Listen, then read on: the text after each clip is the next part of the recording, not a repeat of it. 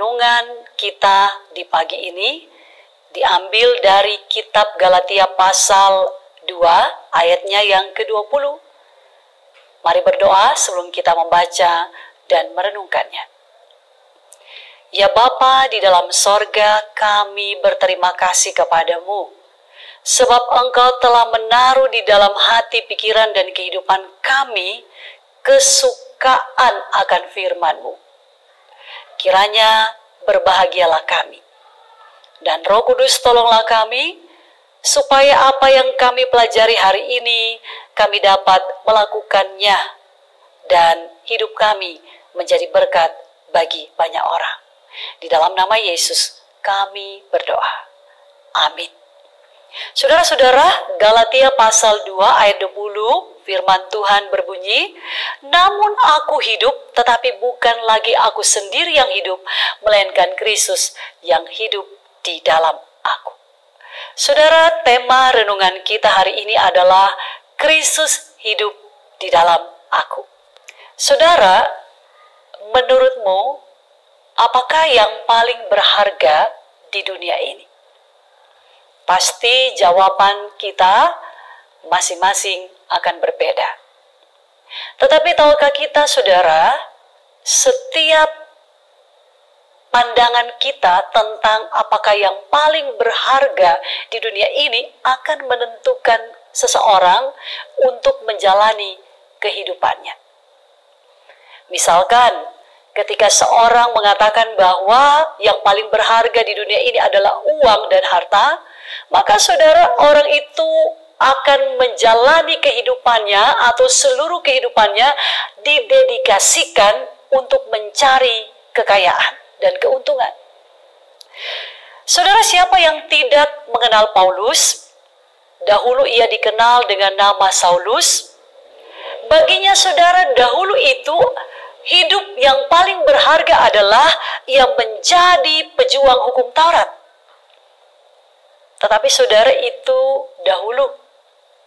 Sekarang Paulus telah menerima karunia Kristus dan Paulus menyaksikan begini, namun aku hidup, tetapi bukan lagi aku sendiri yang hidup, melainkan Kristus yang hidup di dalam aku.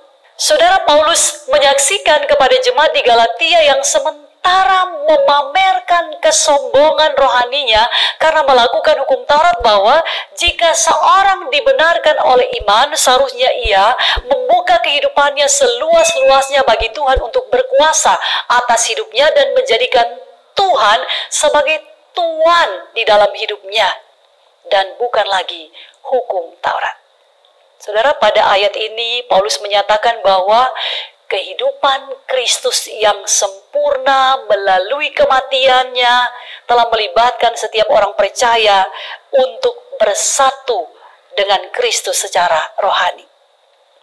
Karena itu saudara, kepada kita diingatkan bahwa kehidupan yang kita jalani sebagai anugerah keselamatan yang datang dari Tuhan itu akan membuat saudara dan saya lalu meninggalkan segala keinginan-keinginan duniawi kita, keegoisan hati kita, atau keinginan diri sendiri kita. Sebaliknya, kita akan memulai saudara dengan hidup makin hari makin serupa dengan Kristus. Karena apa? Karena Kristus hidup di dalam kita.